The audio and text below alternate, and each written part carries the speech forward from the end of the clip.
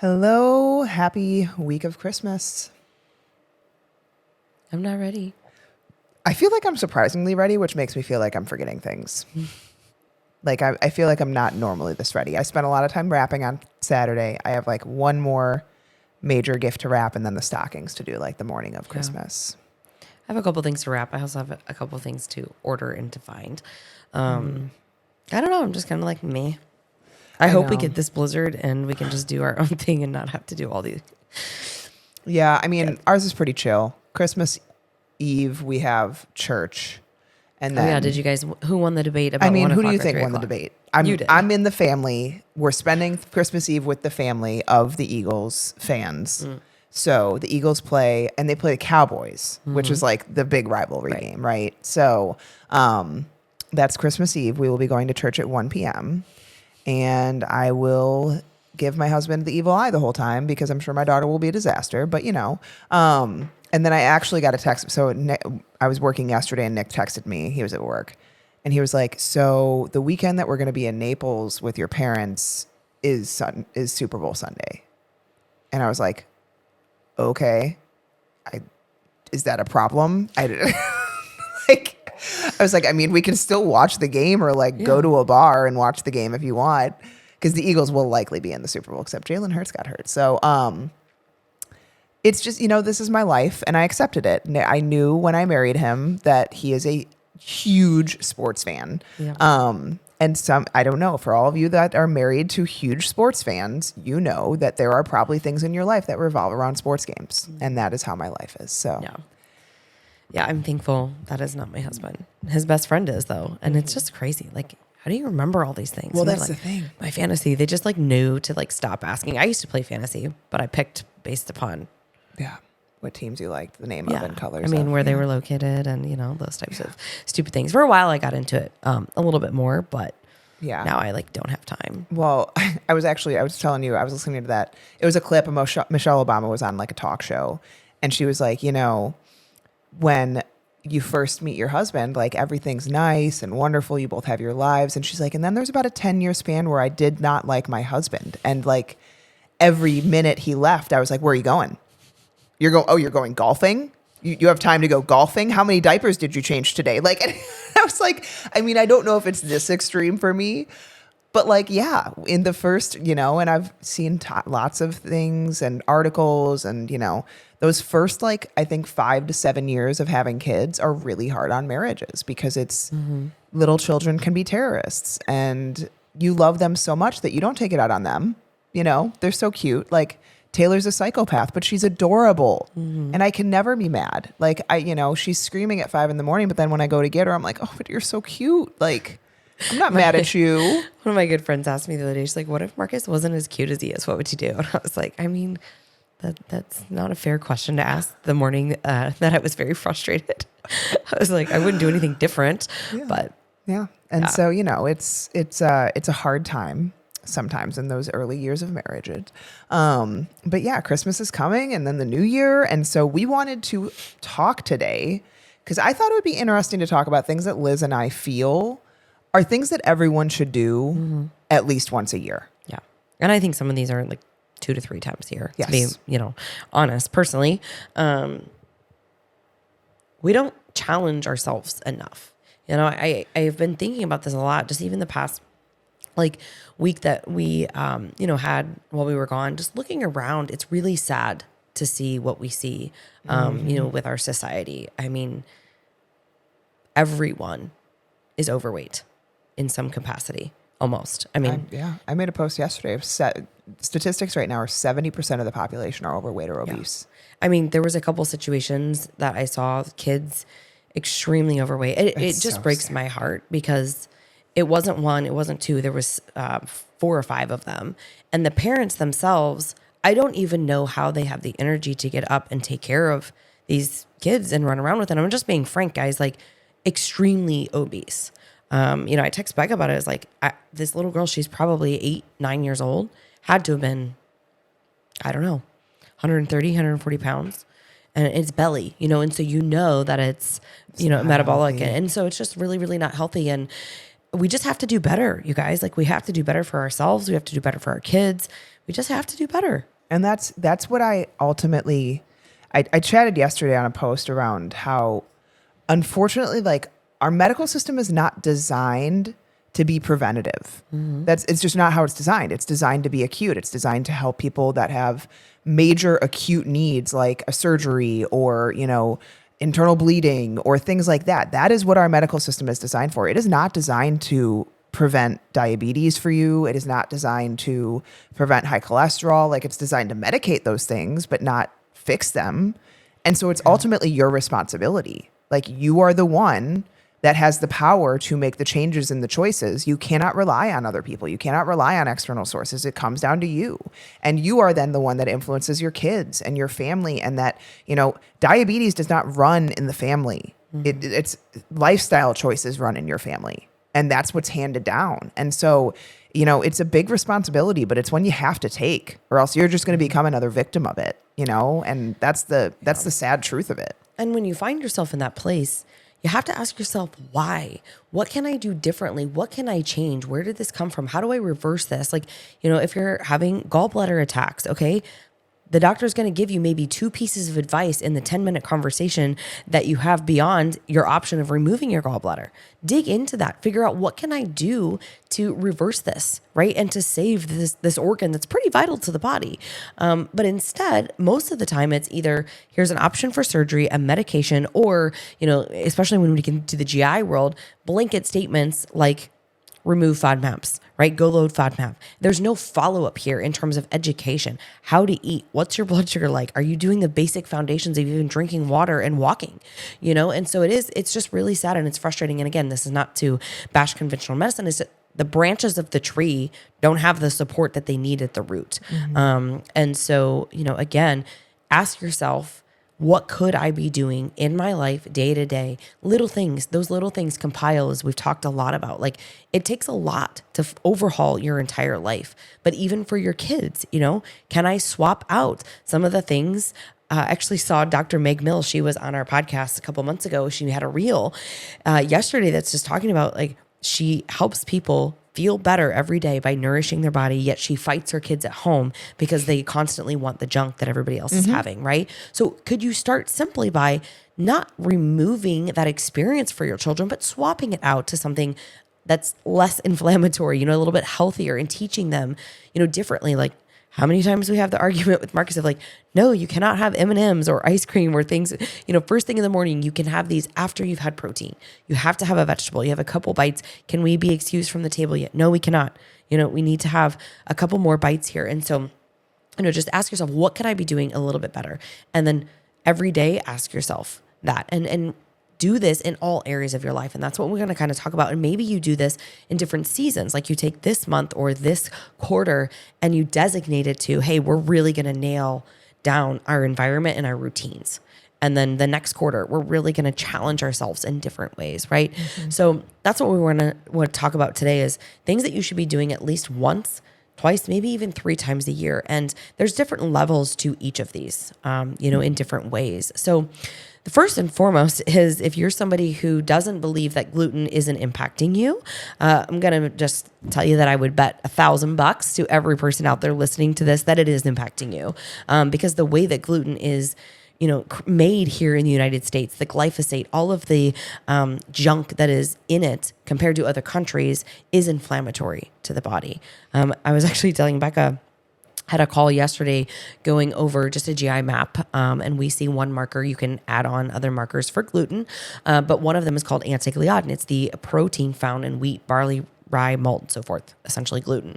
And how is your body responding to that from an inflammation perspective? So the MRT is a mediator release test that scans things that we are consuming, a variety of things, over 170. I mean, you can select different levels here, but it's scanning to see, what is the immune system doing with this? Does it identify as safe, or does it identify it as non-self and it's, inflicting a response here? Because so many times we see clients suffering with these just chronic levels of inflammation that they think are their norm, but they're not. You feel puffy, you have bloating, you feel like you can't think clearly. you don't remember things, right? You go into rooms and what did I come here for? Or what did I eat yesterday? I can't remember those. Those very simple things. This is inflammation of the brain. We've talked about this before. And so she's like over 500 for antigliadin. We want to see this less than 100 ideally. And she's like, this makes so much sense. And she was actually excited. She had an answer. But what we saw on the test is like other inflammatory markers. Her immune system was through the roof. And so while supplements are going to be important in a part of her protocol, step one and level one, and I posted about this week, is like, we have to remove the inflammation. We have to remove the gluten that we now see very clearly is a big part of this picture for her. And then, we can work on the other things in terms of like the bacteria and whatnot, but you can't just take supplements to support your gut and eradicate bacteria or whatever might be going on for you, rebuild your good commensal bacteria if you're continuously consuming things that are causing inflammation. Yeah. And, the hard thing with gluten is that you might not have an immediate response to gluten. It might not be like you eat it and you're bloated or you have diarrhea or you have, symptoms. Gluten's one of those silent killers to where it can create this underlying level of inflammation that allows for other things to become issues as well. And kind of the cascade effect of what we call dysfunction essentially is. And so, one of the big problems I think a lot of people have is they get used to how they feel. They get used to this like suboptimal way of living, right? Like you wake up and you're not super refreshed, but you're functional. You go to work and like you drink a couple extra cups of coffee and you kind of get through the day, and then you come home and, you eat your meals, and maybe you're not having like really crazy symptoms, but like some days you're constipated. Some days you have loose stools. Some nights you're not sleeping great. And you kind of just have this like blah, life. Like it's like nothing's great. Nothing's horrible to where you're like, whoa, red alarm, alarms are going off. But you kind of get used to this like, right? And I think it's sadly accepted in society that like no one's life is great. Not true. Lots of people have great lives and they work hard at them. But we don't know how good we can feel until we remove the things that are causing us to feel crappy. That is the bottom line. And so you need to give yourself the chance to feel better. And a lot of times that means removing things that are causing these just additional stressors on the body. And gluten is a big one for people. Like it is surprising. Sometimes people have weird symptoms too, like, itching behind their eyes, or like, this low back pain that happens, every couple weeks, or, waking up and just feeling like you have like this horrible brain fog. Those can all be gluten. They could all be other foods too that you don't maybe know because you aren't having direct responses to. But like gluten tends to just be an inflammation driver. And so when you remove one of those major inflammation drivers, people start to feel better. Same thing with sugar. That's another one that I would recommend to people. Take 30 to 60 days and remove processed sugars and or gluten. You can do them at different times too, right? Like it doesn't have to all be at once. You don't have to remove every single thing at once, but Whole 30 is kind of like what that is. You're doing it all at once. But a lot of people notice after usually the first week of like withdrawal symptoms of like headaches and fatigue and thirst or whatever it is, they're like, oh my gosh, I have this like cloud lifted off my head. I can focus better. I have clarity. I don't feel like I need caffeine as much. And then when they reintroduce those things, they're like, holy moly, I feel awful. Yeah. That's how your body was dealing with it the whole time, except there were so many issues going on that your body really couldn't give enough energy to it to make you feel that awful. So once you remove all those stressors, we have kind of what we call like a higher vital reserve of the body. Your body has more energy to contribute to those symptoms. And so now you feel the effects of what it was doing all along. You couldn't really tell before because everything was kind of on fire. Yeah. Gluten too, I just want to throw in here for people with eczema, psoriasis, a lot of skin disorders is heavily connected. The research is there. You guys can, look up Dr. Google if you would like to, but, obviously get a good source. Chris Kresser, I really like some of his stuff. Dr. Hyman, both of those guys have a lot of articles on gluten and the impacts of it to the body. And, when we talk to clients that are coming in and we're asking them like, when did all this start? We want to look at like what other stressors besides just gluten, could be part of their picture. most of the time what we find is that it's this timeline where something maybe happened in their life of a season of high stress, right? And then they started noticing that they started eating worse because they were such, high stress that they just didn't have time anymore to prioritize good quality food. That's not everybody's story, but it's a common story. For some others, it's that this has been brewing for long periods of time, as Becca is saying, and then the immune system can no longer handle it. And now they're noticing they're sensitive to more and more and more foods. And anything that they're eating almost makes them feel like garbage. And a lot of this goes back to what happens beyond just even gluten, but to the lining of the gut, your mucosal barrier within the terrain. If you're leaky and all of these things are getting out into the bloodstream because we're constantly irritating, and breaking down that mucosal barrier, this is where we see more and more food sensitivities pop up. And so a lot of people say, well, you're talking about removing these things, but then when do I ever get beyond this and maybe bring things back? You get there, but you need to remove them, calm down the fire, clean up the debris, and then heal and seal and rebuild. And we have a whole podcast that we talk about kind of the 5 R's there, but it's not a forever thing for a lot of people. You guys know my story. I've removed gluten for long periods of time. I can have it time to time. My back hurts a few days later, that it is what it is. My body does not like it. At a cellular level, it also mimics your thyroid gland. So your body mistakenly attacks your thyroid because you keep consuming gluten. So not to go on a soapbox there, but it goes far beyond just the digestive symptoms, and people are like, well, is this a celiac? Do I have celiac? No, we're looking at the immune response, and your body stores this and it remembers these things. And so I personally don't recommend people eating a lot of gluten in general. No. And there's so many alternatives nowadays that just makes it easier. So another thing that I think a lot of people should get is annual blood work. Yep. I don't know how many clients we take on and their initial discussion, it's like, when was the last time you had blood work? And they're like, 3 years ago, 5. Like, annual blood work is covered by insurance. Starting, the one thing that just irks me, for whatever reason, vitamin D is no longer covered by insurance. So you have to pay additional if you want vitamin D tested, which is so silly. But anyways, I don't like insurance. Annual blood work should be done every year. I mean, you guys, it's free. Yes, it means you have to make an appointment with the doctor. You got to go to the doctor. I know that's a pain in the butt, but it gives you at least an insight into, like, is anything red flag yet? And annual blood work will tell you. We look at tighter optimal ranges, more like functional ranges. Annual blood work obviously lurks within a much larger standard deviation, which we've done a whole podcast on this. So you can go back and look and listen to kind of like how to understand blood work a little bit more. But usually what we say is at least get a thyroid panel as much as they'll test. Usually they just test TSH, but if you can get TSH, T4 free, T3 free, reverse T3, usually not that, and antibodies to see if it has reached like an autoimmune level. Lipid panel should be gotten, cholesterol. Lipid can be a really good insight into liver function as well as inflammation. So triglycerides tend to show us a little bit more in terms of like liver function. We want to see those ideally below 100, but at least below like 150. And then LDL is kind of an inflammation marker because we've had also done podcasts on cholesterol. LDL is kind of the lipoprotein that leaves the liver to go and fix things in the body. So if there's a lot of inflammation, if there's a lot of issues, LDL is likely high in the bloodstream. HDL is kind of once it's come back from being fixed to the liver.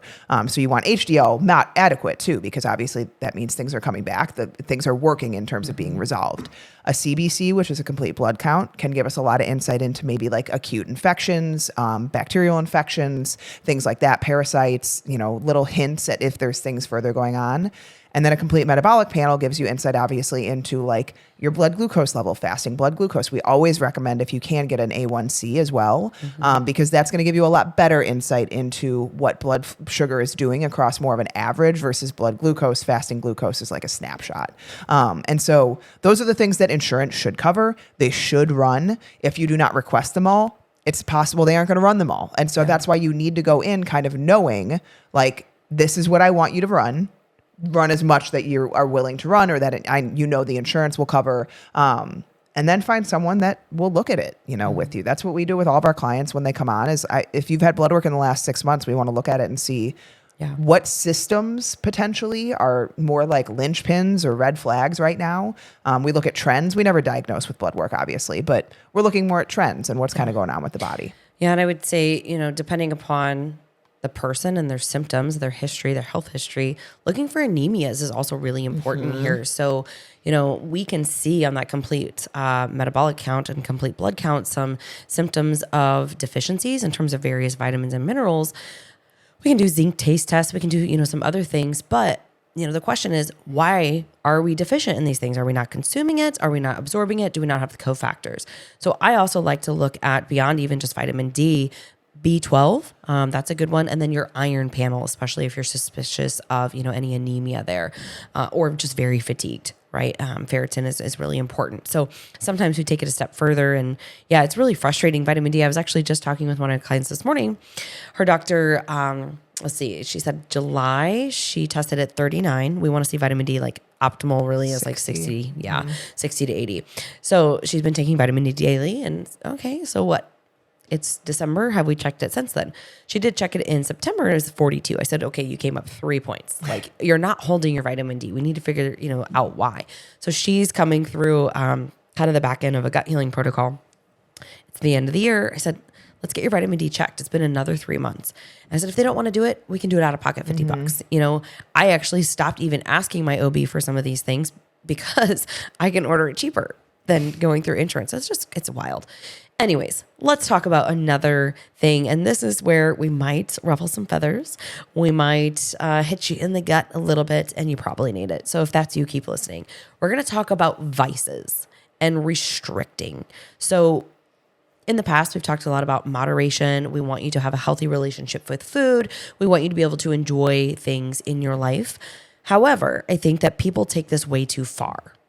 And they think, well, if it's 10 or 20% of my calories for the day, that cookie that I'm eating every day, or that glass of wine that I'm having every day, or whatever it might be, is moderation. And sure, that's one way to look at it. If you're healthy and that works for you, by all means, that's fantastic. Keep doing what you're doing. The other 80% must be really, really solid. Listen, I'm going to interject here. I'm going to say even if so.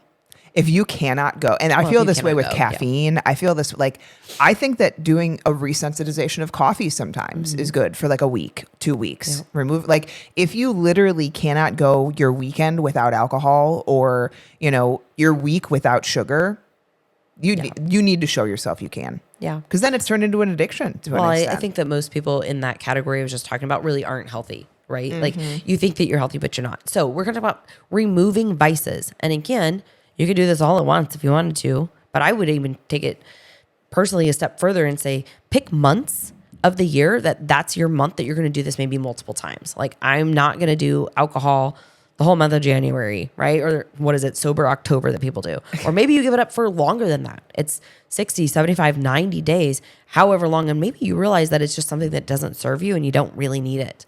And if you can't go without it, then you have to figure out why. Right? What's driving this? What are we coping? What emotion are we suppressing? Has this just become a habit? And it's not just alcohol. It's shopping. It's sugar, right? It's candy. It's anything that you have put yourself into this routine with and you think, I can never give up coffee. You guys, I joke about it sometimes. Like I would be really disappointed if I had to give up coffee again because I do love it. But I actually didn't even have coffee a couple days on vacation. It doesn't bother me. I don't need it to get going in the morning. So I do agree with you there. Like you need to put yourself through phases where whatever it is that, and I would say pick the hardest thing. Don't pick the easiest things.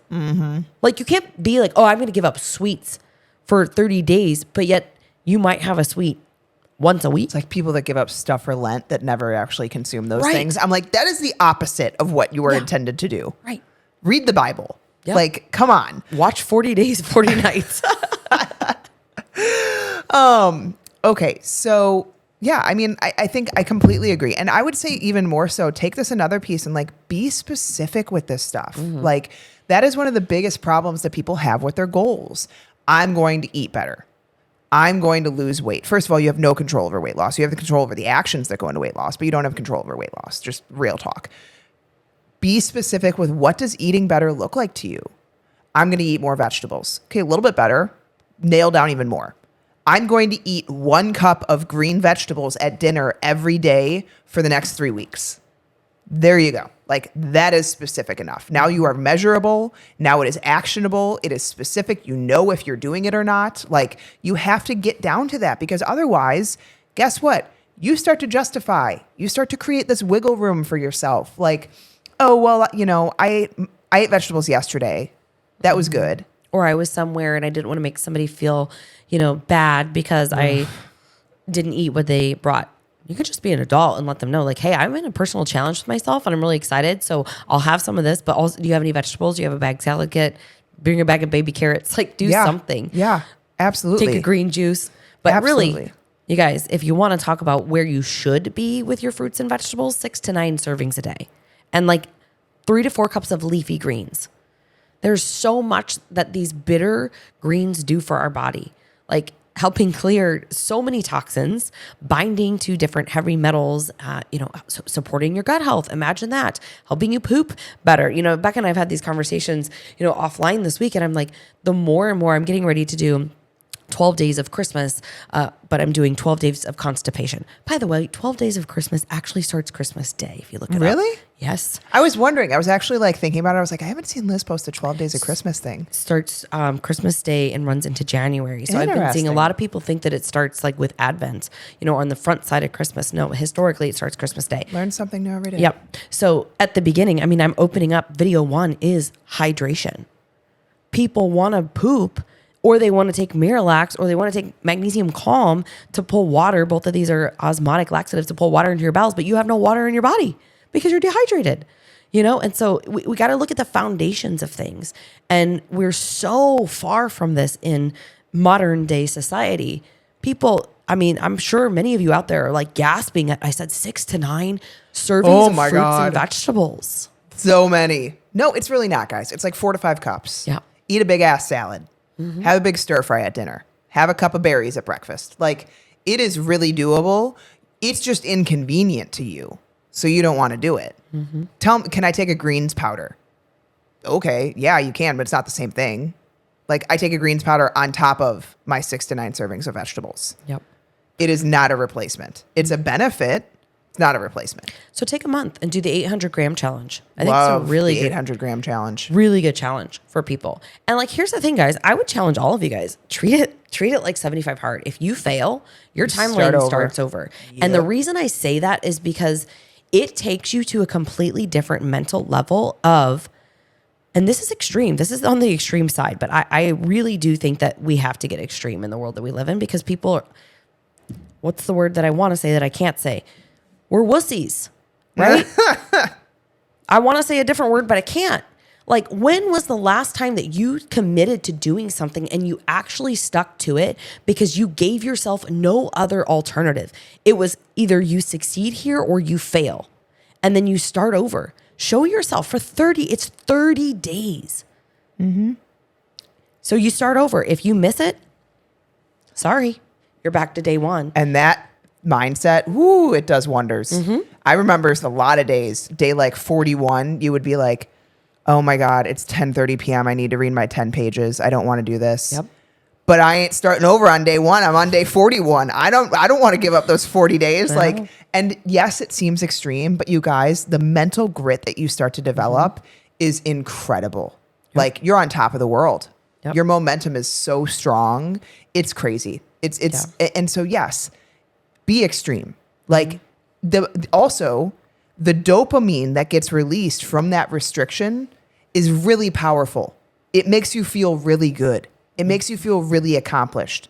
A lot of people that do hard things voluntarily, not from a place of like, oh, I have to do this. I have to, when people they change their mindset and they voluntarily start doing these things, they're some of the most positive, happiest people I know. Because they're just in a groove. They're like, I feel on top of the world. I'm happy. I'm feeling amazing. When you're doing the right things. If you're doing the wrong things, you're going to feel like crap and it's going to be really restrictive and you're going to be miserable. Mm-hmm. But when you're doing the right things, like, it is just this other level that you never knew you had. And it is such an awesome feeling. And I just wish more people could feel that. Like, we want that for you. That is why we are so passionate about this stuff. And is it hard? Absolutely, it's hard. Accept that it is hard. Do not go into these things being like, I'm going to do it. I can do it. I'll cruise through it. I have the motivation. No, you're going to lose the motivation on day 2. Promise you that. And then things are going to come up. You're going to run into hurdles. You're going to run into resistance. And the fact that you still do it beyond that is what gives you that amazing feeling. But if you go into it thinking it's not going to be hard, as soon as you get hit in the face with resistance, you're going to be like, oh shit, I don't know what to do now. Like, this is really hard. I wasn't prepared for this. Go into it knowing it's going to be hard. Yeah.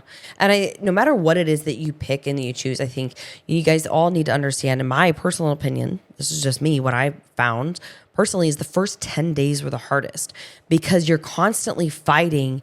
Well, I'm not that far in yet. I could just, enjoy today and then start over next weekend, right? You mentally have to fight that you're still in the very beginning and that I could repeat these 4 or 5 days later.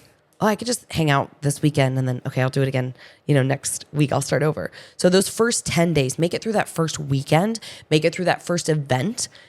But if you want to do that and you want to be successful, that requires you being diligent and intentional with your planning. Whatever it is that you're cutting out or you're adding in, you might need to bring it with you somewhere. You might need to tell your friends hey, ahead of time, I want to let you guys know I'm not drinking tonight. You might have to do some things differently than you've done in the past because here's the reality. If you don't, you won't succeed. You have to make the decision ahead of time. And, we've talked about this on other podcasts, that decision fatigue is so real. If you decide, for example, again, I'm starting 75 hard on the beginning of January here. I already know how I'm going to get up and attack every day. For me, the successful piece was I got to get my 3 or 4 tasks first thing right away. Yep. I wake up, I take my picture, I get my reading done, I get my movement in, and I start on my water. And I'm already halfway winning with that challenge for myself. You don't have to be that extreme. Pick one thing and start there. Pick 2 things, 3 things, whatever it is. But if you fail and you don't follow through with what the commitment is, you start over. And I just think if you are willing to do that, you're going to find, like Becca was saying, the mental grit, the determination, the confidence that you build, the empowerment that you get. It's insane. It can really be life-changing. It is. It's absolutely life-changing. So don't focus on the diet. Sadly, a lot of people will never get there. That's true. Because we give up too easily. We give up on ourselves, which is really that's the sad part to me. Because it got challenging, it got hard. Oh, I might have to ask for help, or I have to shift my schedule, or I have to actually tell somebody. I have to be selfish. That I'm eating vegetables. I have to be selfish. And that's the part that I think so many people struggle with is that you do not put yourself first. You put everyone around you first, and then you are left with nothing, and you feel it. And that is, it's so hard to watch because you know how good so many people can feel, right? I know how good so many clients can feel or people that follow us, and I just want that for them because I know how it feels, both sides of the coin.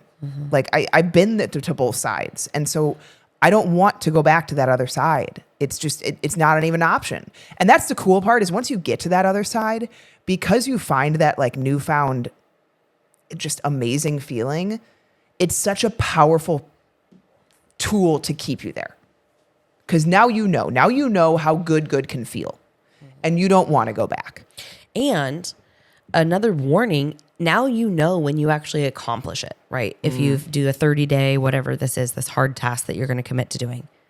Now you know that you can actually make it happen, right? Becca was talking about this on a few podcast episodes ago, and it's just so true. It's like when you decide and you make that commitment and you know that you've done it before, it's like a different level of push. I want to push myself even harder because I know in the past, I've been able to do these things. And so it is just almost rewiring, constantly and pushing yourself continuously to level up. And that's really what we do this for, guys, is to continue to help you evolve in life. And if you're listening to the podcast and you're not applying these things, start now. Stop listening. And start acting, start doing. Liz and Becca can get on the mic and we can rant all day long. But if it's not changing people's lives, I'm not sure I want to do it much longer. I'm going to be just straight up honest. I want more for people. And we need you to help us share the podcast too. Rate, review, right? Share it with your friends. We do this for a purpose and a reason. But if there's no reason to do it any longer, heck, I'm going to move back to doing the things that are really impacting people's lives in the day-to-day, because we spend a lot of time doing this each week. So that's my ask of you today is share this and start taking action. And on top of this, another thing that we think that you should do is challenge yourself physically. Look at a fitness event or a goal that you want to accomplish this year. I think, and we're going to Friday Fire about this next, so many people do things because they want a physical result. They work out because they want to see weight loss, right? Or they want to change their body composition. They diet because they want to change their gene size, right? So that they have, down the line, there's a trickle effect here. But it seems that so many people do these things for their health, umbrella here, because they want to look a certain way instead of feel a certain way, which is empowered and confident. And so instead of, I'm going to do 2 workouts a day because I want to lose 10 pounds the next month, I'm going to challenge you to commit to maybe doing a 5K or getting your pull-up, work towards a strength goal, whatever, compete in a competition if you want to this year, but work for it, prep for it. Don't just be like, I'm going to do a 5K and I'm going to walk it. No, like actually physically challenge yourself. If walking's all you can do, that's fantastic. But maybe you start couch to 5K and you actually run it. And you, again, show yourself that you can do things that you thought that you couldn't do. Yeah, just change what you're doing. If what you're doing works, awesome, stick with it. But if you're constantly in the struggle of, I wish I looked different, or I want to lose weight, or whatever it is, be willing to get uncomfortable here. Maybe it's you join a gym, like a strength gym or a CrossFit gym or something that's just different for you and scary. That is what I honestly keeps me coming back to CrossFit all the time, is because there's so many skills within it that force me to always be working on something. Can I get really strong? Yeah, that's awesome. I love that. But then there's the skill of okay, I need to learn how to do muscle ups, or I need to learn how to do handstand push-ups, or I need to learn how to do a snatch, or whatever it is.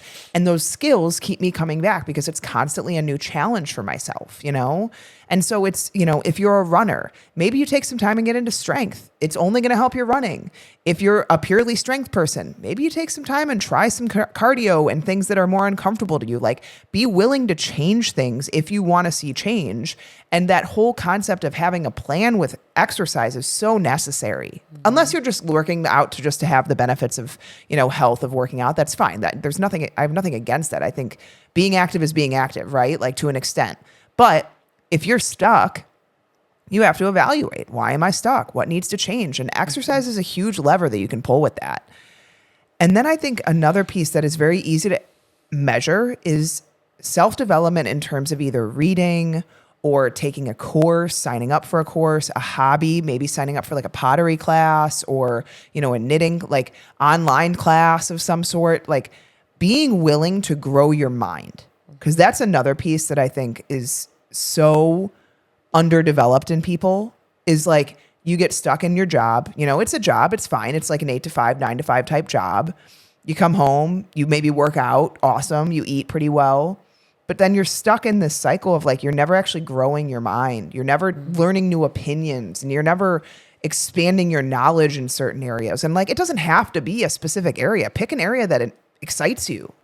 I love self-development just because I think the mind is such a powerful tool that I find a lot of joy in reading, obviously about the body and functions of the body, but about how the mind can change and how it can affect us in different areas. And so that's what I love reading about, is mental grit and how to go about that in different ways. But it can be about anything. It can be about history. It can be it can really be anything.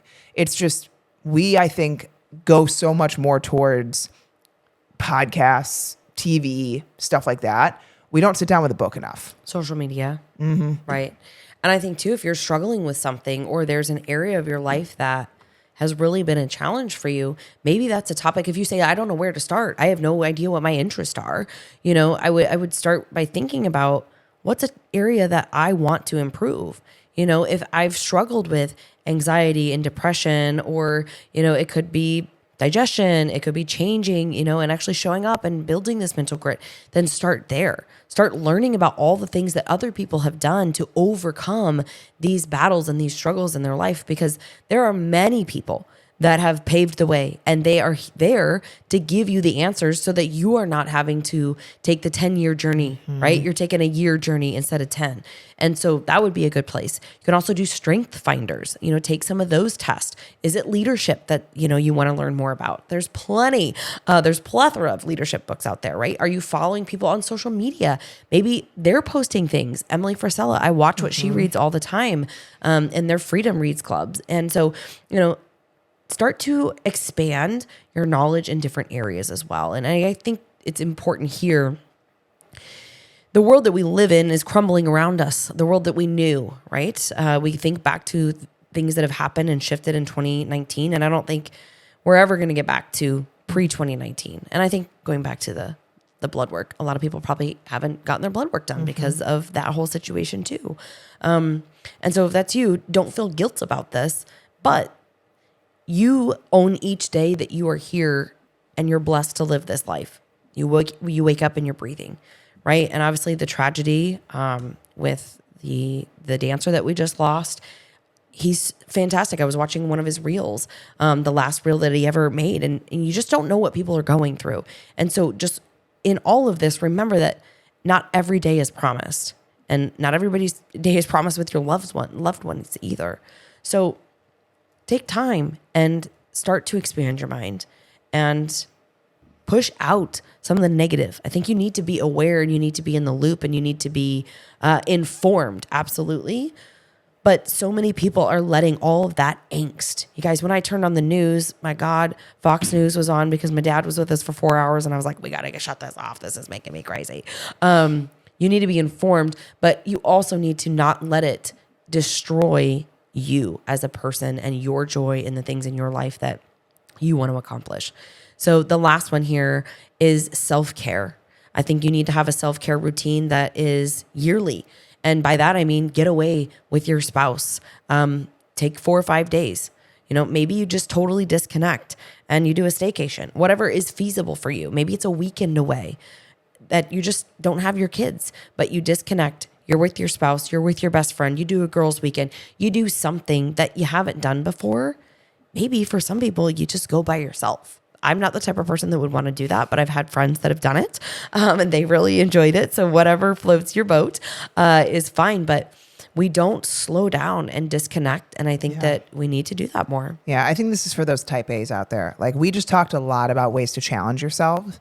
I think for the type A's out there, which is very similar to how Liz and I are, it's probably the opposite of what you think you should be doing. You probably think, oh, maybe I should work out more. Maybe I should do 75 hard. Maybe I should do, another course or like put more on my plate. No, you're probably the person that should take time to like instill visualization once a day or meditation or deep breathing or cold bath. Like you are the person that probably needs to take a week off of intense exercise every once in a while. That is the challenge for you because that is much more of a challenge than putting more resistance in your life because you love the resistance. You love the grit behind working out super hard. You love the grit behind working, sun up to sundown every single day. Like that's what you thrive on. That's what you actually enjoy. And sure, it's not that it's not hard, but you are the person that probably needs to slow down the most. And I know it because I'm that person too. Like that is what's hard for me. You tell me to go do another workout, go for another walk. Like absolutely. I'll thrive on that. You tell me to slow down, Becca, chill F out for a couple minutes. I'm like, no, I don't have time for that. I don't have time to slow down. That's probably what you need the most. So evaluate who you are, evaluate what type of person you are, and pick something to challenge yourself on this year. I need to listen to Annie sent me a voicemail.